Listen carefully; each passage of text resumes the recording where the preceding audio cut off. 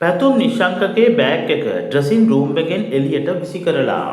පැතුම් IPL එකට ගත්ත පැතුම් කියන ඒ විශිෂ්ට පිතිකරුවව ලෝකයේ ඉදිරියේ අසරණ කරන්නලු. ඩැරන් සමීගෙනුත් ආන්දෝලනාත්මක කතාවක්. පැතුම් නිශ්ශංක පළමු තරගයේදී පන්දු 5කට 1 ලකුණකට දෙවී ගියා. ඉතින් IPL තරගාවලියේ දිල්ලි කැපිටල් කණ්ඩායම සහ ලක්නව් සුපර් ජයන්ට්ස් කණ්ඩායම අතර තරගයේදී පැතුම් නිශ්ශංක ලබා ගත්තේ ලකුණු 1ක් පමණයි.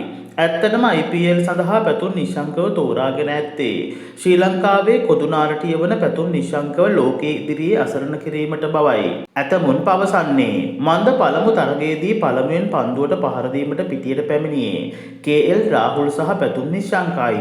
රාහුල් පළමු පන්දුවෙන්ම දෙවී යන අතර ඊළඟට පැමිණෙන්නේ අත්දැකීම් සහිත නිදිත් රණාය. ඔහු ඕනෑකමින් පන්දු කන අතර අවසානයේදී ලකුණු ලබා ගැනීම සඳහා පැතුම් නිශ්ශංක පහරක් එල්ල කරන අතර අවාසනාවකට එය උඩ පන්දුවක් බවට පත් වූවා. පසුව ක්‍රීඩාගාරයට යන පැතුම් නිශ්ශංකහට එහි ඇතැම් ක්‍රීඩකීන් නෝන්ඩි දමා තිබෙනවා.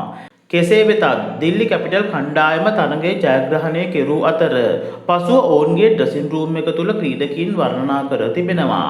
නමුත් එහිදී පැතුම් නිශ්ශංකට සැවම නෝන්ඩි දමා ඇති අතර ඇතමුන් පැතුම්ගේ බෑගයද ඩ්‍රෙසින් රූම් එකෙන් එළියට විසිකර ඇති බවයි ඉන්දීය සමාජ මාධ්‍ය වාර්තා කර තිබුණේ. එය කාමරයෙන් පිටත කානුවක් අසල තිබී ඇති අතර ඒ සම්බන්ධයෙන් බටහිර ඉන්දිය කොදේ හිටපු නායකයෙක් වන ඩැරන් සමීද එය විවේචනය කර තිබුණා.